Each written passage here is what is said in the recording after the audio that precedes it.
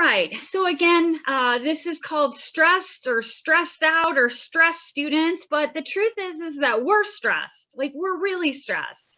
And so we need to take care of ourselves first. And then any of this material that you want to pass along to your students, by all means. A lot of the things that I'm sharing with you today, I share with my own clients. And so again, it might be helpful for you to kind of do this first on yourself, but then you of course can share it. So that's the goal.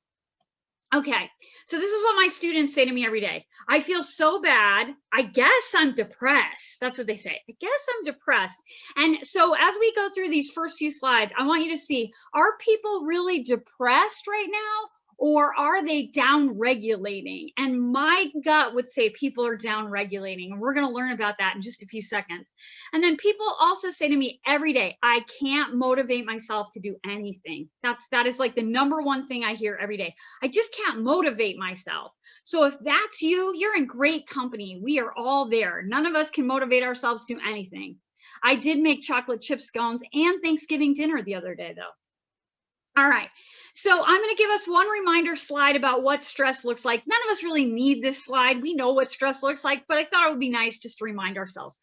Our students may exhibit restlessness, impulsivity, hyperfocus, anxiety, depression, fear of failure, guilt, attention-seeking behaviors, exhaustion, fuzzy brain, helplessness, power struggles, headaches, belly pain, dizziness, late to class, not turning in assignments, not returning messages, anger, ghosting out, and disappearing. I've seen all of these.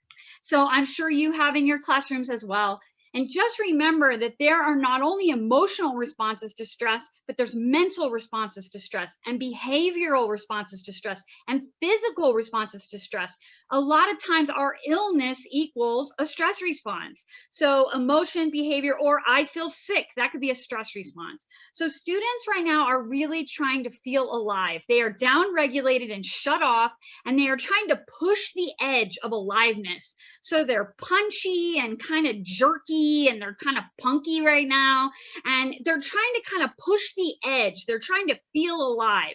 So they're stealing cars and committing crime, and they're saying, like, I know I shouldn't be doing this, but I just feel numb and I want to get out of this. They're trying to gain control.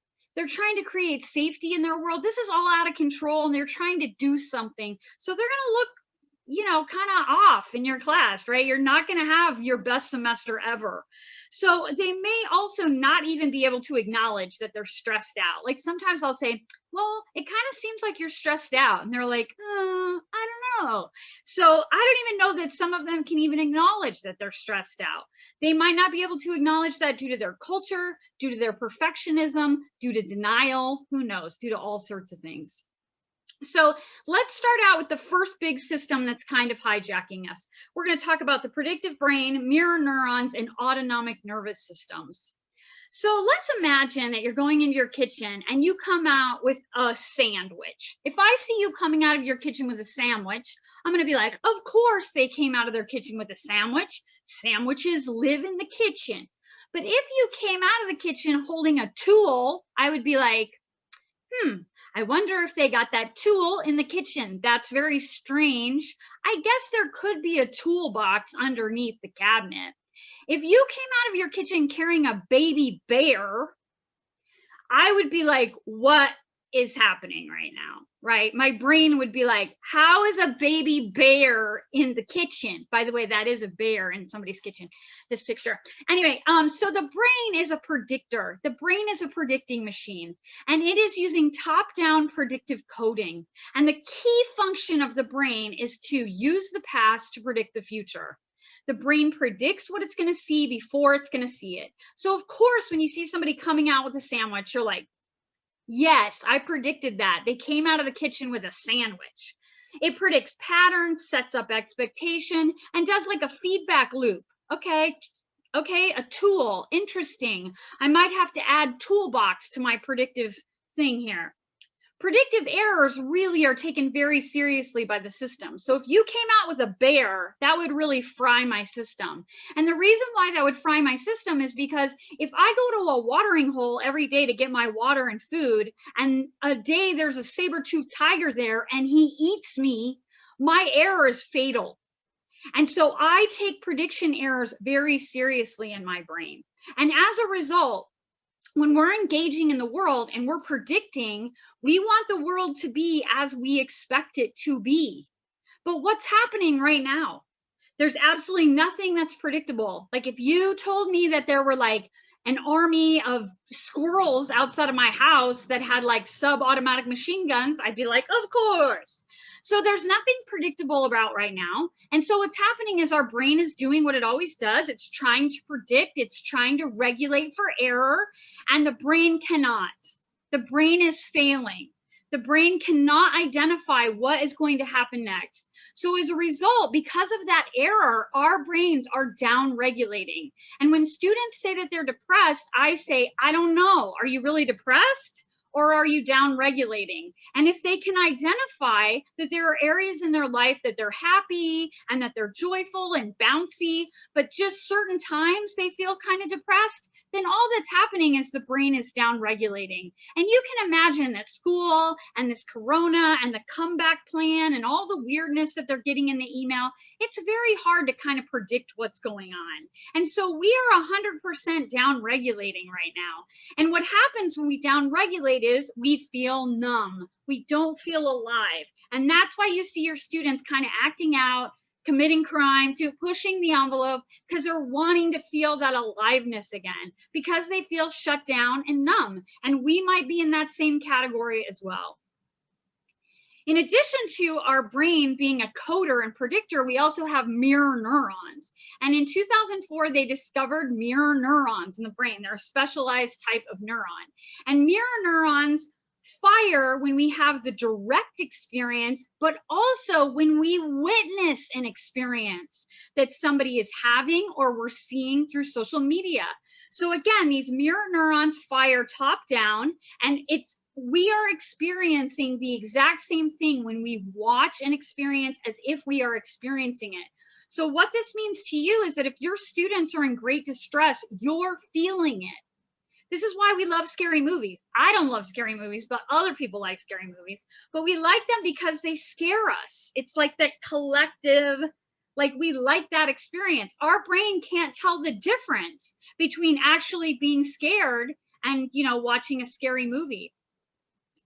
So if I can visualize what you are saying, then I will feel what you are feeling. This is by design. This is like an 80,000-year-old system. This happens even online. So if you're reading a student's paper, if a student is talking about their stress, you are feeling it because of the mirror neurons. You are automatically connecting with that student and feeling what they are experiencing. Imagine what this feels like when we are at Walgreens and people are acting jerky and we are collectively feeling each other's fear. Imagine what this feels like. So this is a survival tool, both that predicting coding brain and the mirror neurons. In addition to that, we have an autonomic nervous system. So we have a third feature. And again, this is designed to help us connect deeply with each other. And our autonomic nervous system syncs up with every single human being that we meet, even over the internet. So when my autonomic nervous system meets your autonomic nervous system, we cohere, we entrance, we go into synchrony or resonance, and we scan and regulate each other all the time. And we're assessing, are you my friend or are you going to kill me? Even online. We are designed to scan and sync up. This is an 80,000-year-old scanner. Our nervous systems sync up like Legos. Our hearts beat together at a theater. We chew together at the same rate in a restaurant. Female systems in a community align, moon cycles align so that we can move and pause together. When two people come together, we scan and entrain, our energy mixes, and we create stability. So this is like physics, right? We might go higher, we might go lower, we're regulating each other. So if you're really ramped up, I might have to kind of meet you, or I might have to come down so that you come down and meet me. So when you hold a calm space for your student, you are demonstrating a calm nervous system. Again, this is outside of the frontal lobe, but you're demonstrating for them a calm nervous system and how they can respond versus react. Every time we hear like 5-alarm fire, rah! When we stay calm, we're teaching ourselves too. So this entrainment system is a very, very powerful system. It's subconscious, it's below the level of understanding, and yet it's regulating us all the time.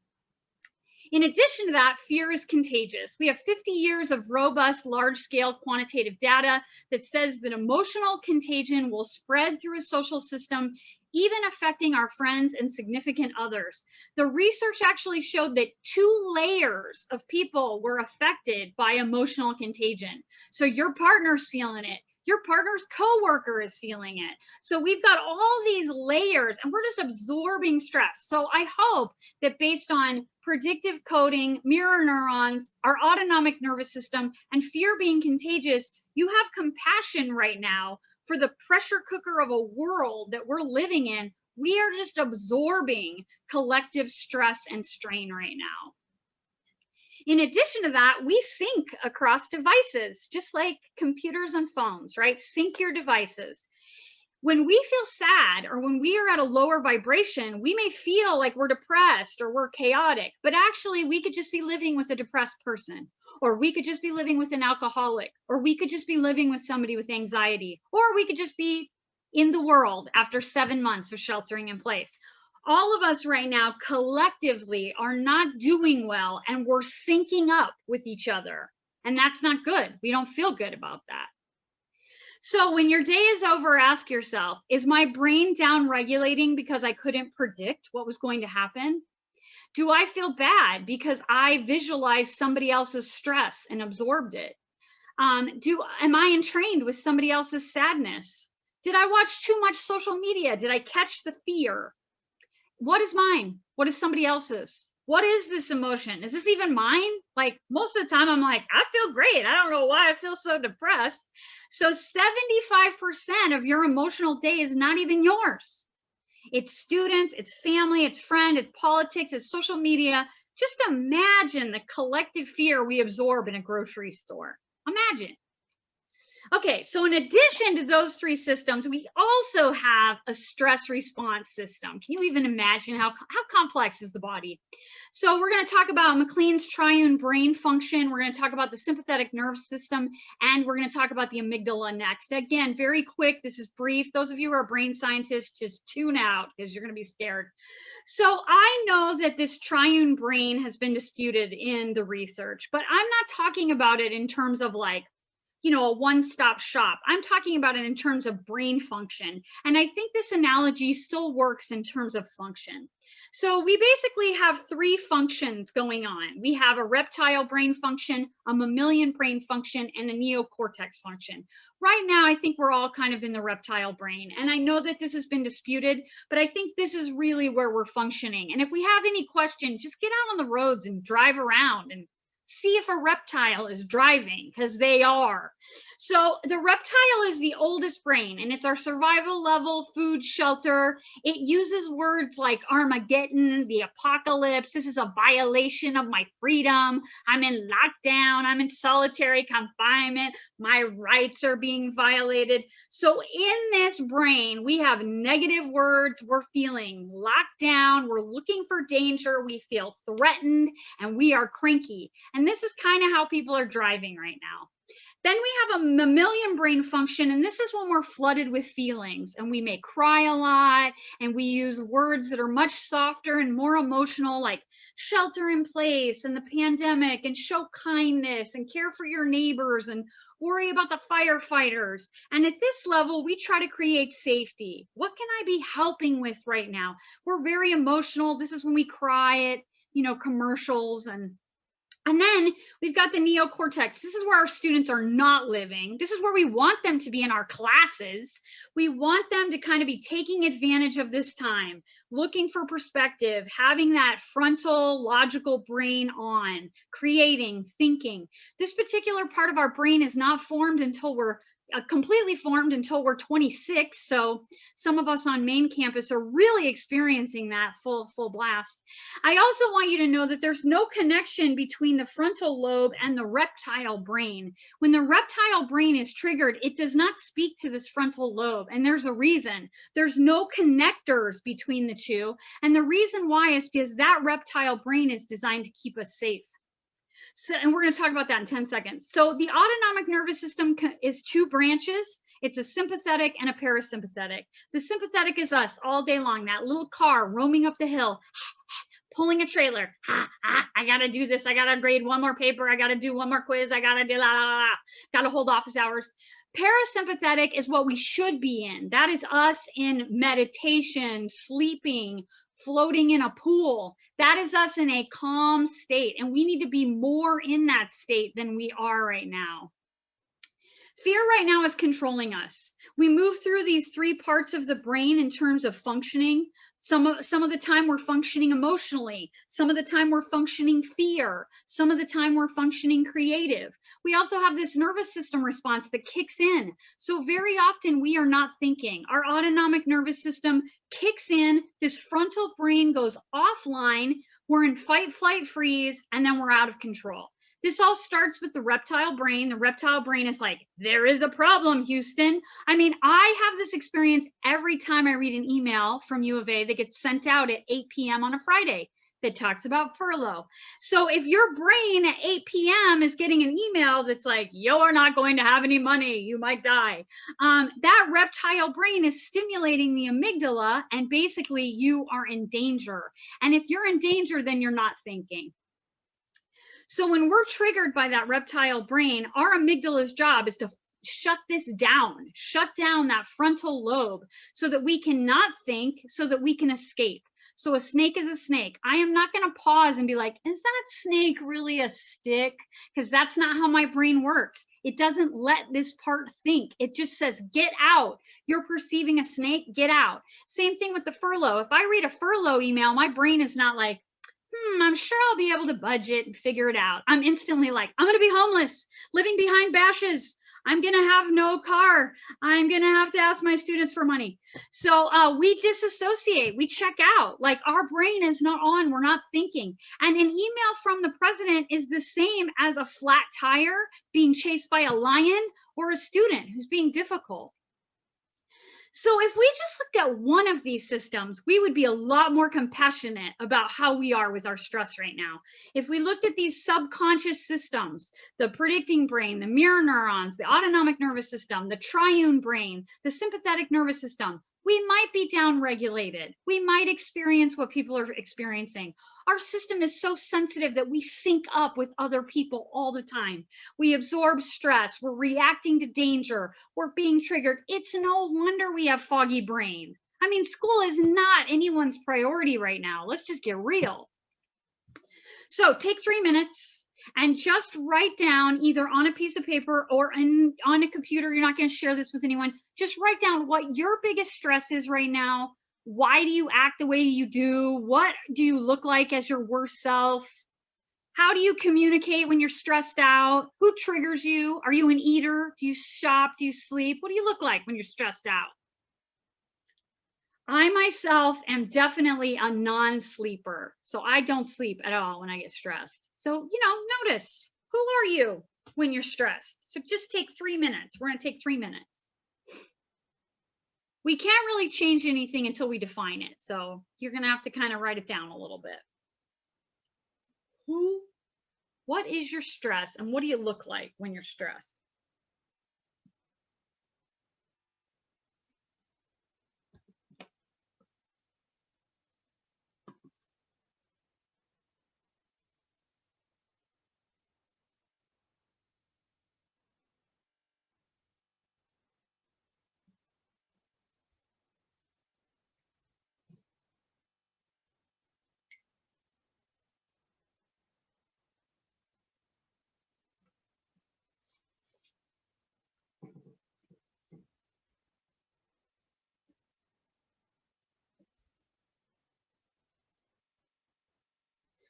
So again, this doesn't need to be an essay, just a couple notes on like, what do I look like? Do I shop? Do I eat? Do I sleep? Do I not sleep?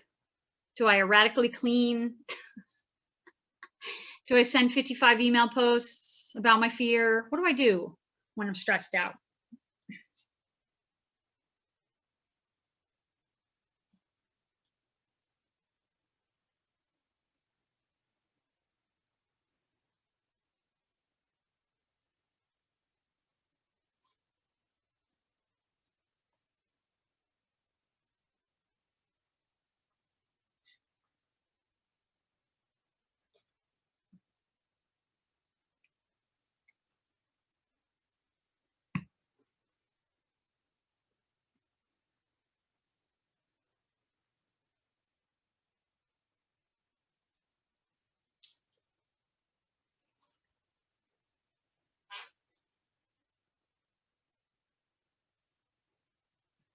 Okay, so let's take one more minute, just kind of write down some last ideas, and maybe you go back to this activity, because maybe you want to remind yourself.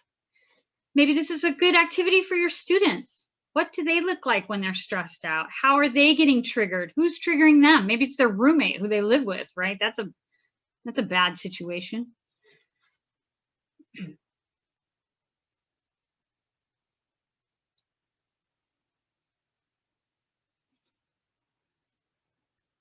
By the way, I love this guy's face because it's just like, that's so stress, right? Like, it's just like, ah, that's just like my daily existence. Like,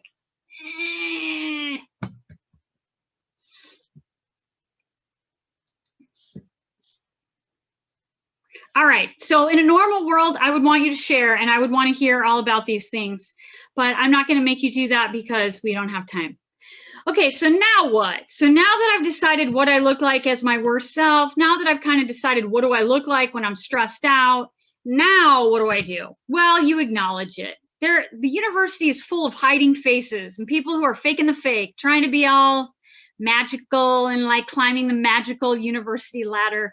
Here's what I'm going to say. Just be you. Like, just say what's going on. I'm not happy.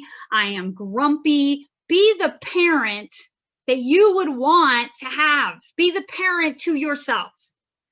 Acknowledge, like, I am not doing well right now.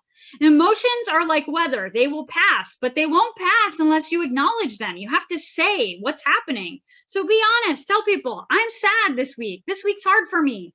And then nourish yourself. Build up those delicious neurotransmitters, our inner pharmacy. You can feel good by activating your dopamine and oxytocin and serotonin. And the way that we do this is you can engage in creativity. And the next half of our talk is going to be all tools. What are we going to do about all this? So you can move into that frontal lobe, out of that negative reptile brain, if you're gardening, singing, doing art, playing, laughing, moving, doing music, something that makes you feel alive. You can absolutely do that. But we first just have to acknowledge it. I do have to say as a disclaimer, if you cannot calm down, you are not functioning. So if you're just revved up and you cannot sleep and you are in a cycle, you have to calm down. So last night I was pretty revved up and I went outside with my headlamp. I have a blue headlamp and I went looking for scorpions in the desert. So if you can't calm down, you have to. I mean, you have to. Like, that's all there is to it. So you have to soothe that reptile brain. So my 3 favorite things, a lot of you have heard me say this before. Sleep, because we're all sleep deprived. So taking a nap is a really great thing. And it's not just beauty rest. It's resetting your nervous system. So taking a nap is actually extremely valuable.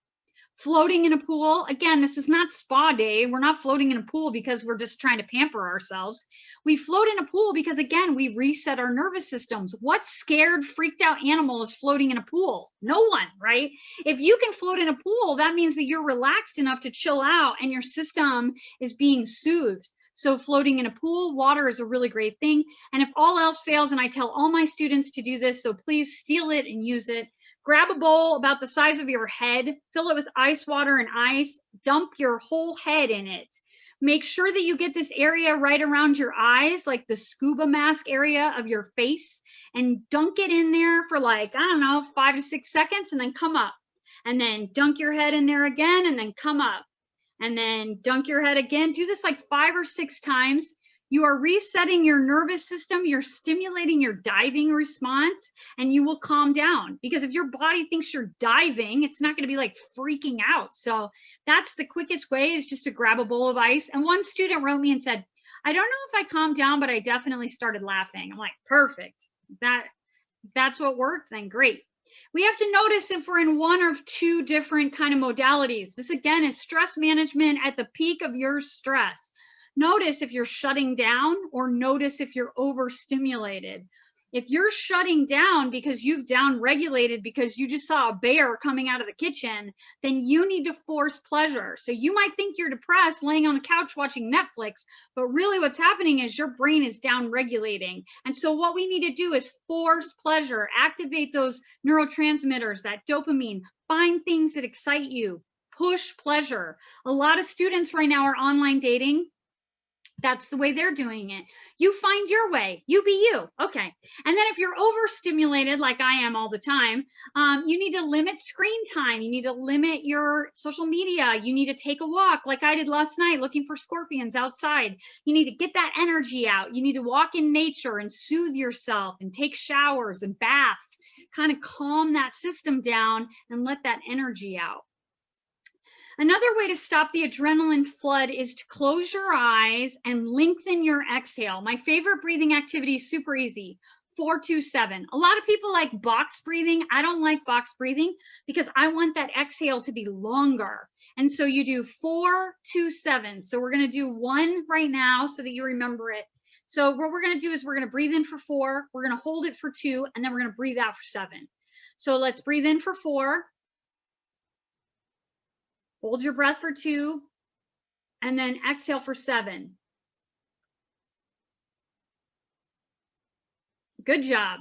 You can count in your mind. It's actually really good for you. When you count in your mind, it stops the flooding. There's no health benefit to just freaking out. Yes, we should feel our feelings. We should not bypass our feelings, but also we should not be flooding. It's very dangerous. So if you feel you're flooding, or if a student is flooding, or you do an exercise where you ask them to write how they're stressed out, have them do this breathing exercise, 4-2-7. Have them do it 5 or 7 times. They'll feel a lot better. I love this activity. This is new to me, but I've been teaching it all summer. I love it. I hope you like it too. So what you do is you take whatever primary emotion it is that you're feeling. Again, we're talking about emotional flooding. This is when we're at the height of our craziness. So what we do is we just state what's happening. I am angry. The other day I was super grumpy, so I did this. I am grumpy. I walked around the house 4 times. I am grumpy. Then I moved it into I feel grumpy. So now I'm not grumpy, I'm just feeling grumpy. So then I move it into I feel grumpy, I feel grumpy, I feel grumpy. Then I move it into I feel energy. The second I say that, I feel so bouncy. I'm like, I feel energy, I feel energy. Because all emotion is an energy. So then you say, I feel energy 4 or 5 times. And then you take all of that off and you say, I feel.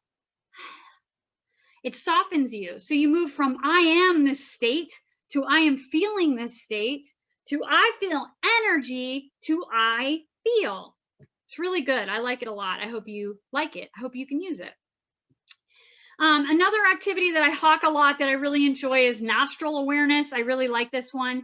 Basically, every 90 minutes, our system changes dominance. So like our nervous system kind of resets. So there's a lot of things that change it in every 90 minutes. One of the things that changes is our nostril hole gets bigger on one side of our nostril. So that's cool. Every 90 minutes, our nose hole is getting bigger.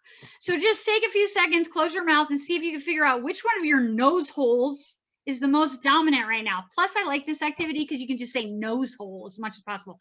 All right, so just take a few seconds, try to figure out which one of your nose holes is dominant right now.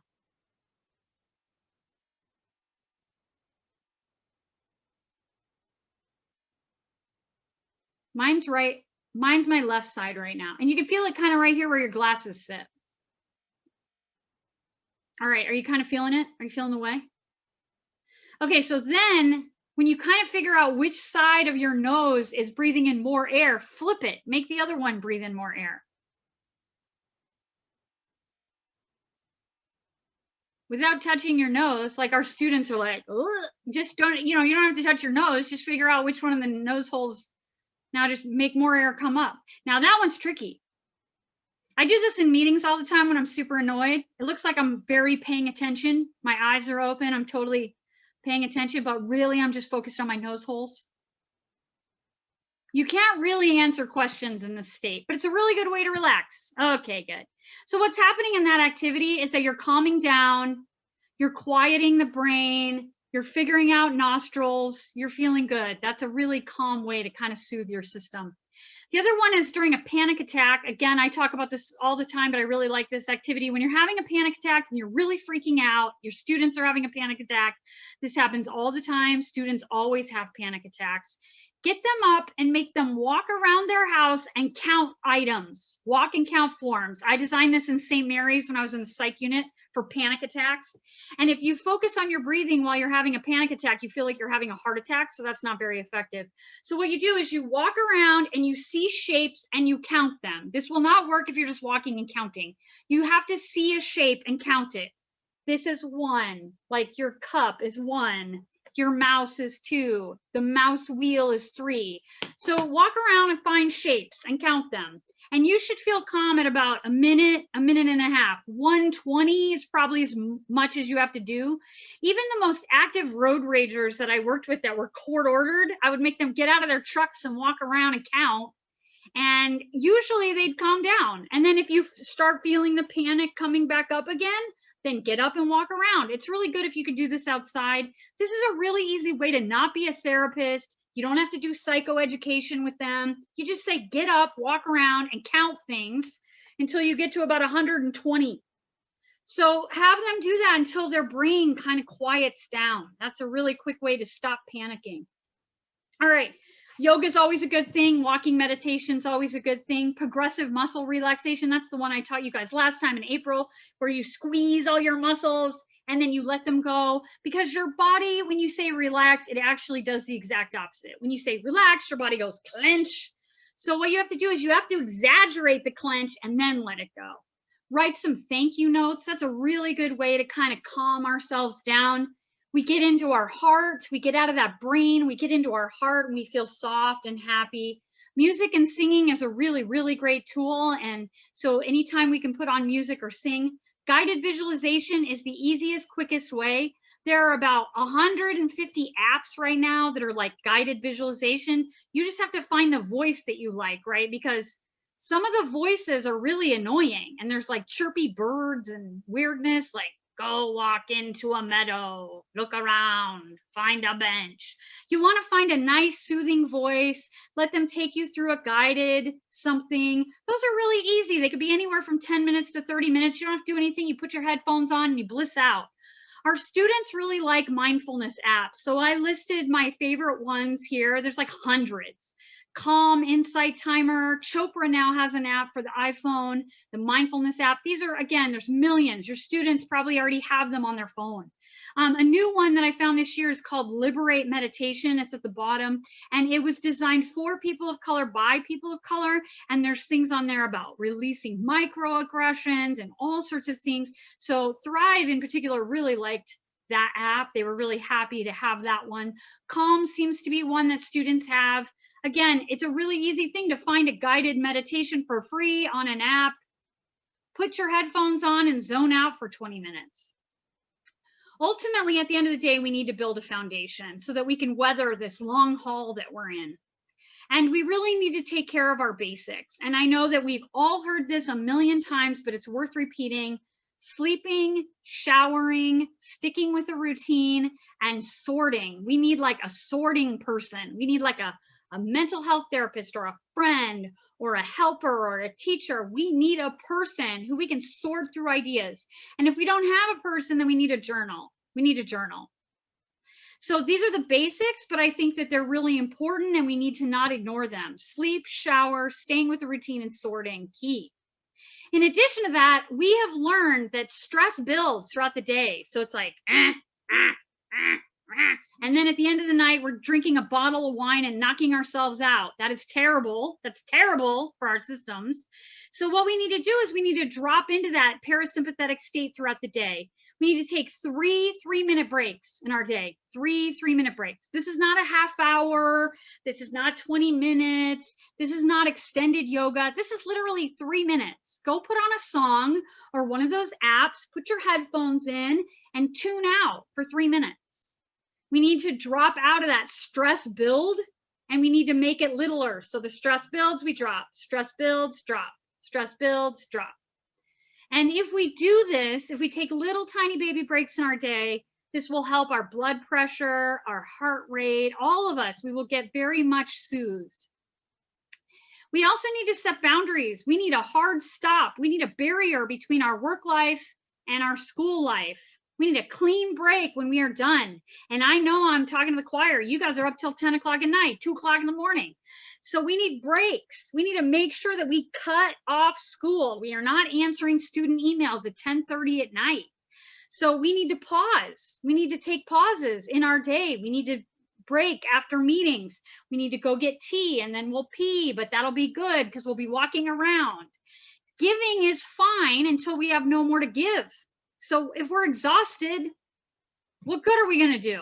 So we need to laugh, go for a walk, go wash your feet. That's hilarious. I wash my feet in the middle of the day. Who would know the benefit of being at home? Wash your feet. Go put lotion on your feet. Wash your feet and put lotion on. Move around like 3 times a day. Take a little break, 10 minutes. And then be aware of sneaky moments, like when your family says, how was work? Like, don't let that happen because then you're just going to go right back in. Be aware of virtual happy hour because your coworkers are going to talk about work.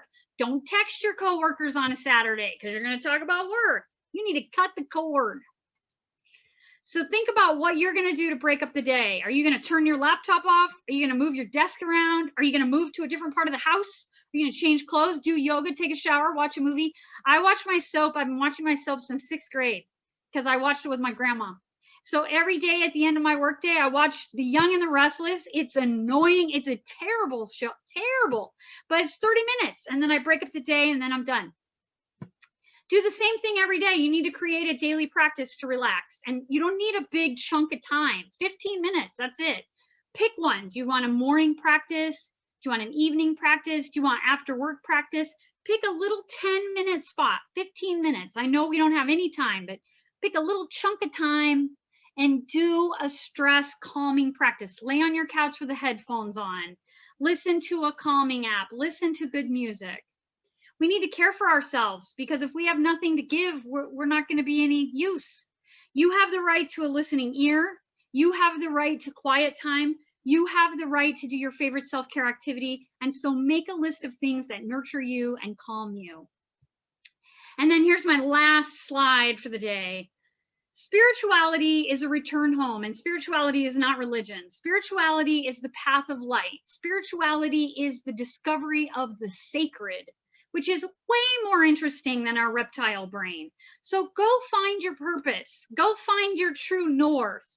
Go find something that's bigger than us, the mystery of our world.